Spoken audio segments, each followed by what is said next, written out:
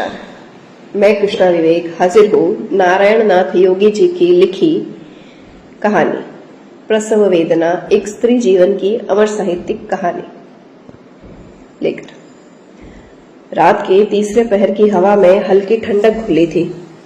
दीपशिखा बरामदे की चौखट पर बैठकर अपने पेट पर हाथ फेर रही थी, मानो भीतर पल रहा जीवन उसकी उंगलियों को प्रणाम कर रहा हो।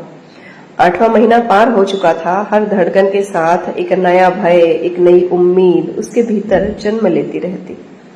गर्भधारण की वह सुबह दीपशिखा को आज भी वैसे ही याद थी जैसे कोई पवित्र घंटी भीतर कहीं बज उठी हो।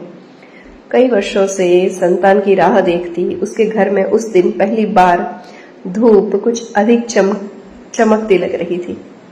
जब जांच रिपोर्ट में वो 2 गुलाबी लकीरें उभरी थी तब उसकी आंखें भी नम थी और मुस्कान भी। उसने दोनों हथेलियां मिलाकर पेट पर रखी जैसे कोई अनदेखा फूल पहली बार किसी पुरखाई बगिया में खिलने जा रहा हो। पहला महीना बीता मतली, चक्कर और अचानक उठने वाली थकान के साथ। कुमार, उसका पति, हर रात उसके सिर पर हाथ फेरकर पूछता, बहुत थक गई ना? वह मुस्कुराती, हमारी संतति का बोझ है, मीठा बोझ। दूसरे तीसरे महीने में उसे भीतर नए संगीत की आहट मिलने लगी। किसी शाम वह बरामदे में बैठी थी, अचानक पेट में एक हल्की गांठ से हिली। वह चौंक पड़ी। ये बच्चा है।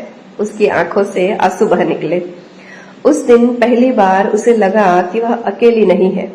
उसके भीतर कोई सांस ले रहा है, कोई उसके हृदय की गति को पहचान रहा है। 7वें महीने तक आते आते बच्चा जैसे उसकी गोद में खेलने लगा था। कभी हल्का धक्का, कभी करवट, मानो कह रहा हो, माँ मैं आ रहा हूँ। दीपशिखा हर रात धीमे धीमे लोरी गाती। उसे विश्वास था कि पेट में पल रहा वह नन्हा शिशु उसकी आवाज पहचानता है।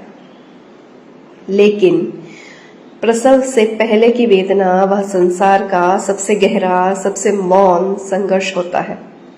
9वें महीने की एक अंधेरी रात थी। हवा में बारिश की गंध भी थी। दीपशिखा रसोई में पानी गर्म कर रही थी कि अचानक पेट में तेज ऐंठन उठी, जैसे किसी ने भीतर से मुट्ठी भींच ली हो। वह एक पल दीवार से टिककर खड़ी रह गई। कुमार, आवाज कांपती हुई निकली। कुमार दौड़ते हुआ आया, उसके हाथ ठिठुरे। दीपा, क्या शुरू हो गया क्या? डॉक्टर को फोन किया गया। अस्पताल की ओर जाने वाली सड़क पर बारिश शुरू हो चुकी थी, लेकिन कुमार ने मोटर बाइक चलाते हुए सिर्फ एक चीज पकड़ी थी, जो था दीपशिखा का कांपता हुआ हाथ। अस्पताल की सफेद रोशनी में उसके दर्द को और स्पष्टता मिल रही थी। प्रसव कक्ष के बाहर कुमार की बेचैनी उतनी ही असहनीय थी जितनी भीतर दीपशिखा की पीड़ा। अस्पताल की एक धातु की कुर्सी पर लेटी दीपशिखा बार बार स्वयं को संयत करती रहती। हर थोड़ी देर में एक नई लहर आती दर्द की, जिसे वह अकेले पार करती। वह सोचती, क्या यही वेदना हर माँ सहती है? यही तपस्या है जन्म की? नर्स ने मुस्कुराते हुए कहा, दीदी हिम्मत रखिए, बच्चा बस आने ही वाला है। दीपशिखा ने पसीने से भीगा चेहरा उठाया। उसे सुरक्षित लाना है। दर्द बढ़ता गया, उसकी सांसें टूटने लगी। शरीर की हर नस खींचने लगी, जैसे कोई भीतर से उसे 2 हिस्सों में बांट रहा हो। वह चिल्लाना चाहती थी, पर उसके भीतर एक संकल्प था, मेरे बच्चे को दर्द का पहला स्पर्श भी मेरी चीख से न मिले। अस्पताल की घड़ी ने जब 1 और घंटे की टिक टिक सुनी, तभी डॉक्टर ने धीमी स्थिर आवाज में कहा, दीपा अब जोर लगाना होगा, आ रहा है तुम्हारा बच्चा। उस क्षण दीपशिखा के भीतर एक नई शक्ति उमड़ी। वह दर्द के बीच भी मुस्कुराई। आ जा मेरे लाल। उसने पूरा प्रयास किया, दर्द, पसीना, थकान सब कुछ भूलकर। और अचानक दुनिया का सबसे कोमल, सबसे मधुर स्वर कमरे में भर गया। बच्चे की पहली किलकारी।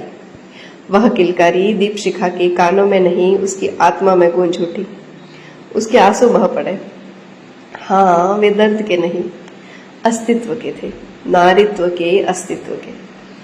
उसे लगा अभी अभी उसने मौत को छूकर जीवन को जन्म दिया है। नर्स ने बच्चे को उसकी बाहों में रखा। नन्हा सा चेहरा, गुलाबी पलकों की थरथराहट और गर्माहट भरा छोटा सा शरीर। दीपशिखा ने उसे सीने से लगाया। मैंने तुझे पीड़ा से नहीं, प्रार्थना से जन्म दिया है। बच्चे ने अपनी मुट्ठी धीरे से खोलकर उसकी उंगली पकड़ ली। यह स्पर्श ही तो वह प्रतिज्ञा है जो माँ और जीवन के बीच पहली बार होती है। कुमार दरवाजे पर खड़ा कांप रहा था। जब नर्स ने मुस्कुराकर कहा, बधाई हो, पिता बने हैं, उसकी आंखें भीग गई। दीपशिखा को देखकर उसने धीमे से कहा, दीपा, तुमने मुझे पिता बना दिया। दीपशिखा ने बच्चे को उसके हाथों में सौंपा। कुमार ने उसे अपने सीने पर लगाया जैसे अभी अभी कोई देवता उसके घर जन्मा हो। उस रात जब बारिश थम चुकी थी और आसमान में हल्की भोर उतर रही थी, दीपशिखा ने बच्चे को स्तनपान कराते हुए चुपचाप कहा, माँ बनना सिर्फ जन्म देना नहीं, यह जीवन को दर्द की राह से निकालकर प्रकाश में ले जाने का नाम है। कुमार ने उसका हाथ पकड़ा। और तुमने आज वह प्रकाश को जन्म दिया है। कमरे में नन्ही सांसों की गर्माहट फैली थी। दीपशिखा के चेहरे पर दर्द का कोई नामो निशान नहीं था।